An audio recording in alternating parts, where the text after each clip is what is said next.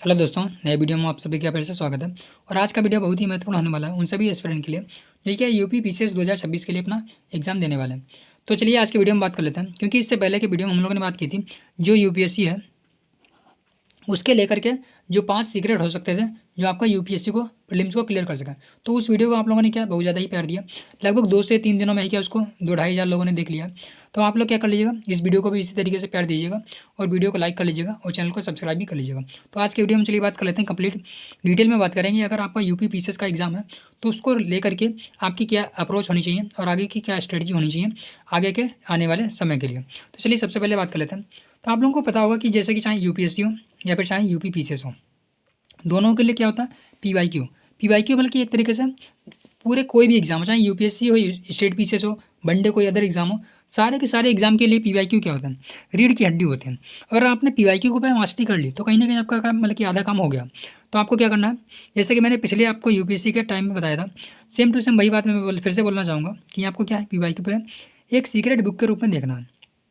क्योंकि यूपीएससी में क्या होता है पीवाईक्यू डायरेक्ट रिपीट नहीं होता है, क्योंकि हम दोनों को अलग अलग अप्रोच से ही लेके चलेंगे।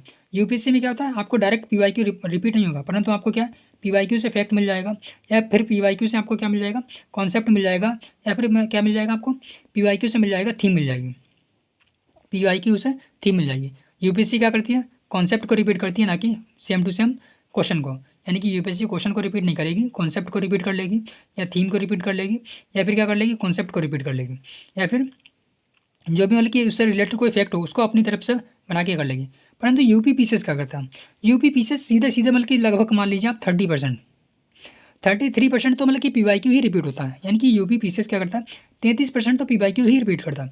अगर आपने 25 से 30 सालों के पीवाईक्यू कर लिया तो ये मान के चलिए आपको क्या, अगर 150 क्वेश्चन है तो 150 क्वेश्चन में से आपको मान चलिए 45 से प्लस क्वेश्चन, 45 प्लस क्वेश्चन आपको क्या 45 प्लस क्वेश्चन आपको क्या यूपी पीसीएस में डायरेक्ट मिल जाएंगे। अगर पीवाईक्यू को आपने कर लिया कितने मैक्सिमम क्या 25 से 30 सालों का, 25 सालों का अगर आपने पीवाईक्यू भी कर लिया तो आपको 45 क्वेश्चन तो पीवाईक्यू से ही मिल जाएंगे। तो आपको क्या करना है, पहली बात तो पीवाईक्यू को एक सीक्रेट सोर्स के रूप में मानना है, और आपको क्या करना है लगभग 25 से 30 सालों के पीवाईक्यू को अच्छे से करना है। और साथ ही साथ क्या इसमें तो क्या वो कॉन्सेप्ट होता है प्लस फैक्ट होता है, परंतु इसमें क्या होता है फैक्ट तो होता है मतलब कि कॉन्सेप्ट तो होता है परंतु मोर देन फैक्ट होता है। यानी कि फैक्ट ज़्यादा होता है कॉन्सेप्ट थोड़ा कम होता है। तो आपको क्या है फैक्ट पे ज़्यादा ध्यान देना है और फैक्ट को सही से याद करना है। तो यानी कि क्या करना है कॉन्सेप्ट को सही से ध्यान रखना है और ट्रिक पे भी ध्यान रखना है कि यूपी पीसीएस कैसे बना रहा है क्वेश्चन को। क्योंकि इसमें यूपी पीसीएस में क्या होता है लगभग 50% क्या होता है अपने फैक्ट पे रिलेटेड होता है, और 50% क्या होता है कॉन्सेप्ट होता है।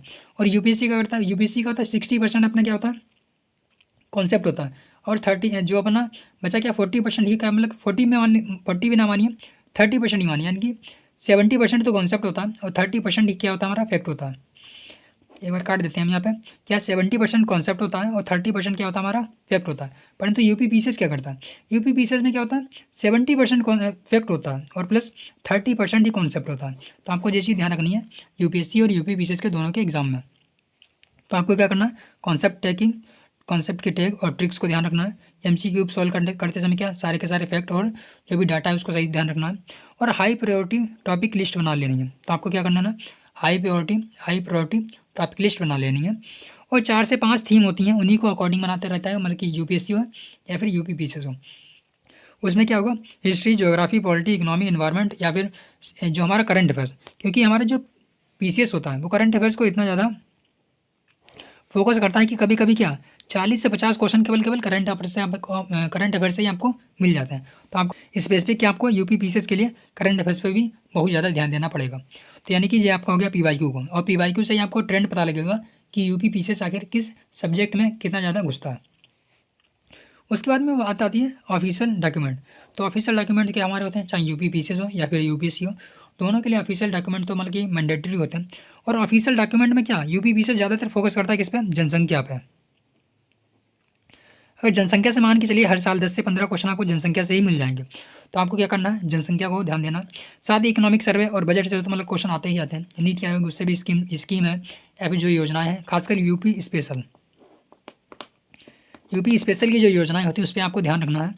और साथ ही साथ आपको क्या इंडिया ईयर बुक है उसको भी सही से ध्यान रखना है। तो आपको क्या ध्यान रखना है, जनगणना है, जनगणना पे आपको बहुत डिटेल में ध्यान रखना है। हर साल यूपीएससी क्या करती है, कम से कम 10 से 15 क्वेश्चन जनगणना पे ही कभी कभी पूछ लेती है। और आपको क्या करना है, इकोनॉमिक सर्वे, बजट, सरकारी रिपोर्ट जो भी है, यूपी स्पेशल की जो स्कीमें हैं उसको ध्यान रखना है। इंडिया ईयर बुक है उसको सही से पढ़ लेना है, वहाँ से भी आपको 4-5 क्वेश्चन मतलब कि यूपी पीसीएस में भी मिल जाएंगे और यूपीएससी तो लगातार पूछ ही रही है। पीआईबी है उस पर भी आपको क्या फोकस कर लेना, मिनिस्ट्री की कोई वेबसाइट उसको भी आप देख सकते हैं। उसके बाद में आती है टेस्ट सीरीज। तो यूपी पीसीएस में क्या होता है, टेस्ट सीरीज मतलब कि काफ़ी मतलब कि महत्वपूर्ण हो सकती है, क्योंकि आपका अगर फैक्ट में मदद कर दे रहा है तो कहीं ना कहीं मतलब कि अच्छी होती है।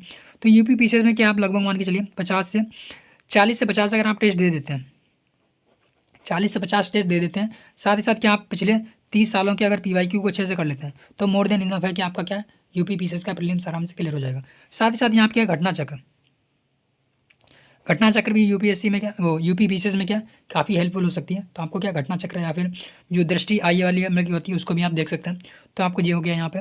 तो टेस्ट सीरीज का भी मैंने बता दिया कि क्या 40 से 50 टेस्ट सीरीज लगा लीजिए, और साथ साथ पिछले 30 से 35 सालों के अगर पीवाईक्यू को अच्छे से कर लेते हैं तो मतलब कि आपका क्या लगभग मान के चलिए 80 क्वेश्चन आपको यहाँ से ही मिल जाएंगे। अगर आपने क्या 40 से 50 टेस्ट सीरीज लगा लिया, सही से उसको एनालाइज कर लिया, उसके नोट्स भी बना लिए, और 30 सालों के अगर पीवाईक्यू को सही से कर लिया तो आपको 80 क्वेश्चन यहीं से डायरेक्ट मिलेंगे। बाकी 25 से 30 क्वेश्चन आपको कहाँ से मिल जाएंगे, करंट अफेयर से मिल जाएंगे। तो यहाँ से आपका इतना काम बन जाएगा।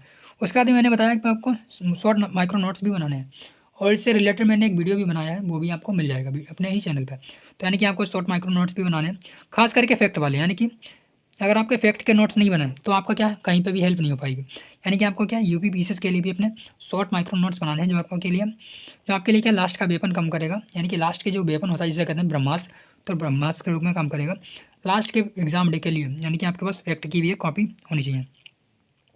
लास्ट में आता है अपना माइंडसेट, आपका माइंडसेट भी क्या पॉजिटिव होना चाहिए। यानी कि एप्टीट्यूड आपका अच्छा होना चाहिए क्वेश्चन को लेकर के, कॉन्सेप्ट अच्छा होना चाहिए क्लियर, फैक्ट के लिए ऊपर आपका क्या कमांड होना चाहिए, क्योंकि यूपी पीसीएस क्या है बिना फैक्ट के क्लियर होना ही नहीं है। यूपीएससी तो आप एक बार मतलब कि आप मान सकते हैं कि आप शायद आपका हल्का सा फैक्ट अगर कमजोर है तो आप क्लियर कर लेंगे, परंतु अगर आपका यूपी पीसीएस में फैक्ट नहीं क्लियर है, आपका करंट अफेयर्स नहीं क्लियर है, तो मतलब कि किसी भी कीमत में क्लियर नहीं होने वाला। तो आपको क्या करना है, यूपी पीसीएस के लिए ये चीज़ ध्यान रखनी है।